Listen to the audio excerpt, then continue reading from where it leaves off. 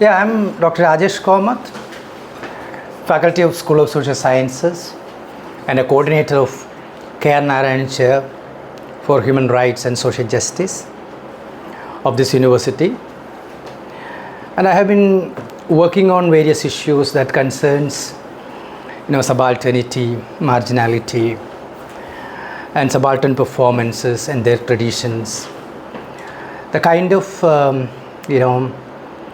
the subaltern energy that come out, that speak out, that speak truth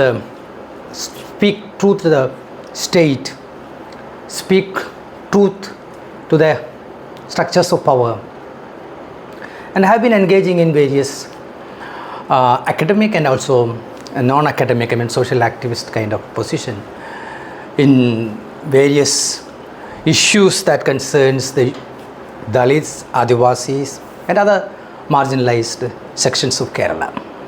The critical question that we need to pose is that there is a debate about whether there is a movement, Dalit movement in Kerala. Why there is no a tremendous Dalit assertion that witnessed the history of Kerala or contemporary Kerala specifically. Why did it so?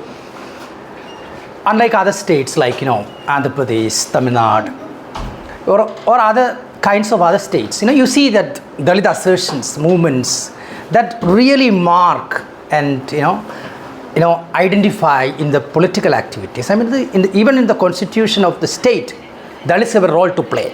For example, in Karnataka, there is a role to play. Now they go beyond reservation. They go beyond mere representation. There is a voice that is being heard.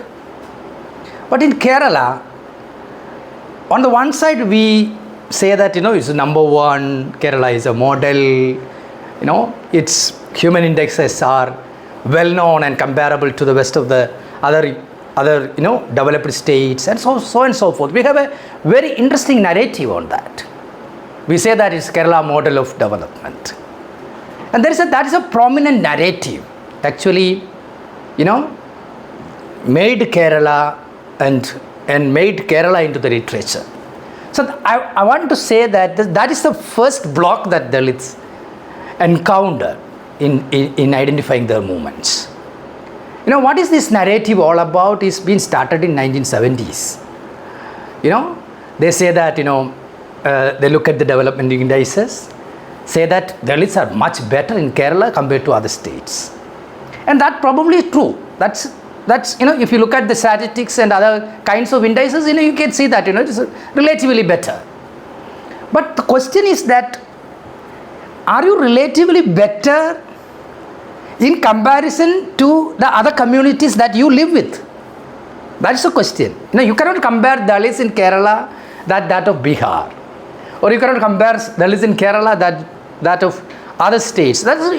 You know to really take into account the context.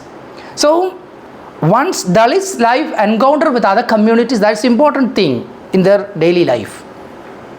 So when they encounter other communities or they encounter the immediate neighborhood, there is a presence of caste, there is a presence of untouchability, there is a presence of humiliation. And do you address that issue? Did you address that issue? That's a question. That's a very important critical question.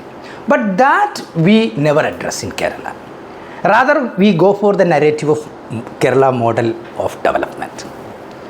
So the whole media, academics, politics, primarily left politics, they hail that they created this model. It's not that they created the model. Kerala has been ruled by many successive governments, pro-right, left, etc. They have all contributions to that. But the left takes this idea that it is something that they created, and they are the reason for the enhancement of human development indexes in Kerala. So when the issue of Dalits come in the question of Kerala, they ask others to compare Kerala with that other states. You compare with the life standards of other states and it is relatively better. So this is a story that actually block to articulate the politics of Dalits questions the politics of Dalit life, the question of recognition, the question of redistribution, the question of, dignity, human dignity, the question of human dignity is not being discussed in Kerala context. Everything that is being discussed is only in terms of material reality. They say that, for at least Dalits in Kerala, they get 2 or 2.5 lands, 2.5 cents of land. At least they get it. Because of the land reforms that is being introduced by the left government and educational bill that is being torpedoed by the UDF. This is the kind of narrative that we have. But look at the cost of this model. Who has actually suffered in this model? You can see that, there are 30,000 Dalit colonies in Kerala. And none of us are basically not concerned about their life, their material reality, their cultural segregation, and so on and so forth. But, we see that, they are there in the segregated state of life. They are marginalized from the mainstream. They are in the colonies. And sir, there is no privacy in colonies. If somebody is engaging in a very intimate, individual, private thing, everybody knows it. Any other person easily can enter into the households of the Dalits and control over them. And you can exercise any single power on them. This is a material reality. This can be comparable. Can be comparable with states of other states in terms of the social reality they encounter. The social reality of untouchability. The social reality of humiliation. The social reality of marginalization. When you compare the question of this, you can have a comparison with other states. You don't need to really compare whether the Dalits have 2.5 cents of land and the Dalits are landless in other states. Then you are relatively trying to get a position that, they are better off in Kerala compared to other states. This comparison, this narrative of this comparison actually really suppressed the Dalit assertions, their political articulation, questions of representation, and the involvement in the structures of power, controlling the state, and asking the state to redistribute so that, you make a better kind of state and its distribution. But it's not been done. Rather, they say, eulogize this model, and that is one of the critical block that Dalit movements face in Kerala. That is my point. The second point, that we have a long history of Dalit movements, right from Ayyangali, we have Poigailapachan, we have so many other leaders, and we connect with Srinarayana Guru in a very larger extent, because Srinarayana Guru has actually articulated the questions of untouchability, caste, and its relationship with religion and all that. But the Guru has actually given an impetus for the Dalit movements in Kerala. But we depart from Guru's traditions also. That is also problematic in Kerala context.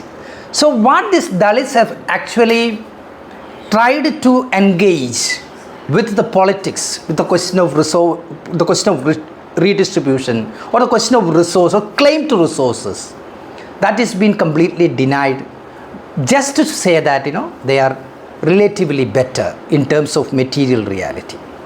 But see, the Dalit colonies in Kerala are in constant increases. It constantly develops in many miniature spaces in Kerala. So when there is a 1 or 2, 3 or 10 households, they immediately identify that as a colony. And there is a very serious sociological implications of this colony life. It's colony means somebody is controlling us.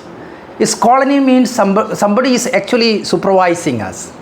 Somebody is surveilling, somebody is keeping their eye on us. So that, Dalits in Kerala become a very dangerous people. I'm talking about the people in the colony. But Dalits in Kerala have a segregated life. There are two sections of Dalit life. One is Dalits in the colonies, and the Dalits that they live in the segregated, they live in the scattered life. They live with OBCs, they live with upper caste, they have a conversation, they have a relationship, they have a patronage kind of a patron-client relationship still going on there.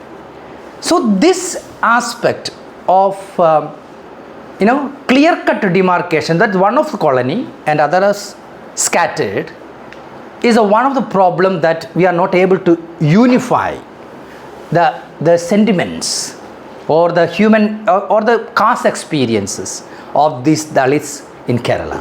But unlike Tamil Nadu or other places, you see that they are concentrated in a particular place so that it is easy to mobilize them. For example, I recall Ambedkar's comments about it. Dalit colonies are good for politically, because you can have a mobilization because you all live together. Your realities of life is similar. There are many things that you can share with. So it is a space for political articulation. Colony in other parts of the state, but in Kerala, these two segregations actually really impacted in the formation of Dalit movements in Kerala. That is one of the critical problems that we face. Another thing is that the notion of Dalits, the conceptual notion of Dalits, is missing in Kerala. That is what my observation, because who is a Dalit is a critical question here. The Dalits, the idea of Dalit is the transcending of your subcaste, transcending of your individual life, transcending of your own particular humiliation. You have to transcend your own individual experience into something called a Dalit. Dalit that is suppressed, Dalits that has been systematically marginalized, segregated, segregated in the mainstream, segregated in the public spaces, segregated spaces have been created. So are you able to cross this segregation? That is the critical question. But I don't think that in Kerala there is this idea of Dalitness, or I would say that Dalit love, Dalit politics that is being shared among Dalits. It is not being able to share themselves because there is a dominant political structures replaced the caste order but the left order. There is a left order, mainstream left, taken over the entire issues of Dalits, and they claim that they address the issues of the Dalits. They are the real person, they are the real party, organization. They really changed the life of the Dalits. This narrative is being perpetuated in the mainstream media. And that is one of the critical block that we have, because if you want to address the question of Dalits, you need to really understand the social processes, historical process in which the Dalit life is being, articulated. So unless we articulate this issue, the issue of caste, issue of humiliation, the issue of intergenerational or intercaste relationships, intercaste inequality, questions of disparities between the neighborhoods, you cannot address this issue. So you don't need to really then go to other parts of the state and compare. When somebody is asking what is the problem of Dalits in Kerala, they go for the comparison. They just compare Kerala Dalits with that of Uttar Pradesh, Bihar. Then there is a different story. So what I am saying is that the issues of caste or issues of Dalits should be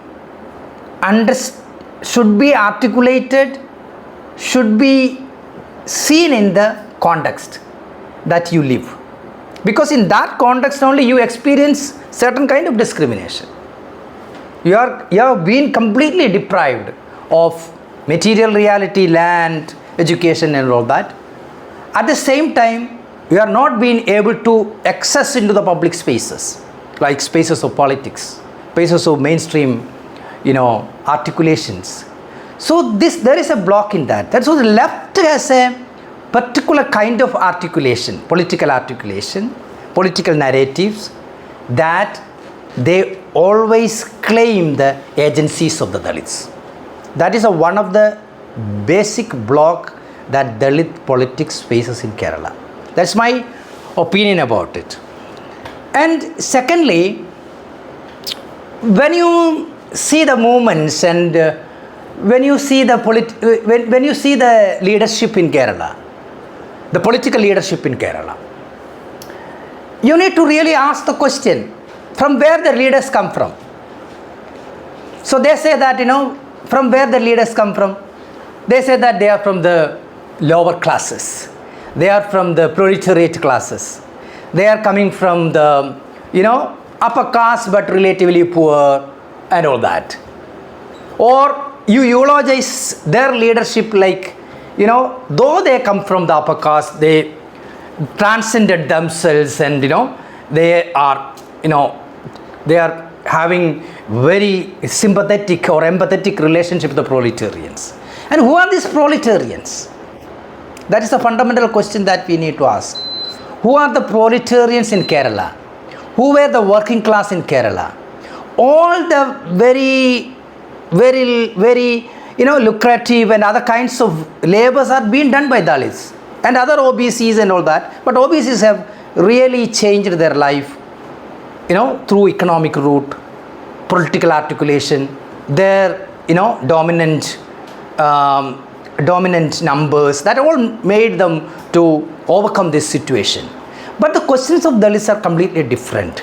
But you see the other states, there is a similarity of, social experiences of Dalits with that of the BCs, or backward caste.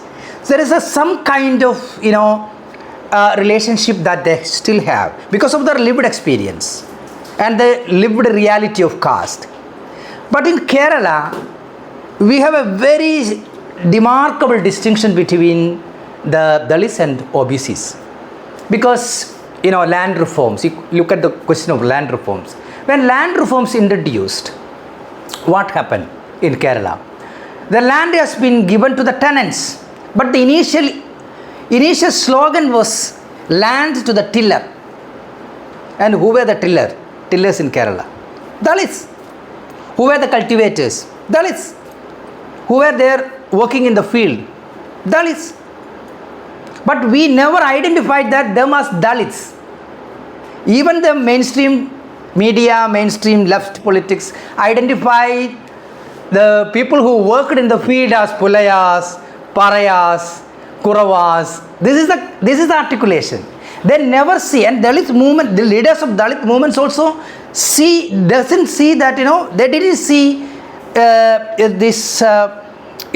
these people are Dalits. So this subcaste political articulation also one of the reason that hinders the movements in Kerala.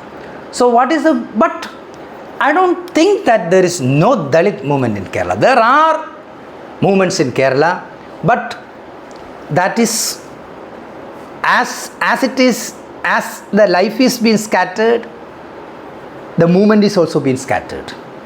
So you see that there are assertions, momentous assertions that come up on questions of various issues, and all caste organizations, sub-caste organizations come together and then they propound their idea and they protest against it. But as these moments are over, they reverted to their initial stage. This is a thing. That's what some of the Dalit leaders has identified Dalit movements as the dead fish. That is dead. The fish is dead. There is a debate in Kerala. There was a debate in Kerala in the contemporary, in the literatures, in the magazines, that some sections of leaders of Dalits have argued that this is like dead fish. But others are actually trying to say that it's not been dead. But this hope, I think that this hope has actually spark spaces of further articulation of Dalit movement. So that there are very fundamental assertions like DHRM, for example. It was a very serious movement, very energized movement, very activated movement. But it has been suppressed by the state. Look at the Mutanga struggle. Look at this Changara struggle. One of the major setback of this movement has been created by the mainstream left. You cannot negate this fact because you look at the narratives of biographical sketch of Laha Gopal and C.K. Janu. If you look at the Aripa struggle, see that they have a very serious. When we talk about them, when we talk about the leadership of these movements, they say that it is primarily been torpedoed by the mainstream left, because mainstream left has a confidence in Dalits that whatever happens in the political scenario, they will cast their vote for the mainstream left. So it is like a fixed deposit. They don't want to lose this deposit. So they try hard to suppress this idea of Dalit. They say that it is a segregation. They say that it's a sectarian argument. They say that it's classless argument. So they come up with caste, and caste is dangerous for them. But caste is reality. I am a professor of a university, but when I go to my villages, they see me as an untouchable guy. They never give regard, even if I have degrees, doctorates, postdoctorates, and immense experience in the field of academics. They don't subscribe. They cannot subscribe it because their mentality is being formed in such a way. So, are we able to break this mentality? That is a question. How do you break this mentality? This is a fundamental question, but I think that the Dalit poetries, Dalit literature, Dalit novels, Dalit writers, they create a momentum. So we are waiting for that momentum. They have already created certain momentum, and we need to create this public space, public sphere that have a very fundamental space for Dalits. So when we create this space, definitely there is a new articulation, new political articulation that unifies various segregated life world into one. There is a hope. So I don't think that I am hopeless. There is a scope for Dalit movements, and that is going to come. So we are waiting for it.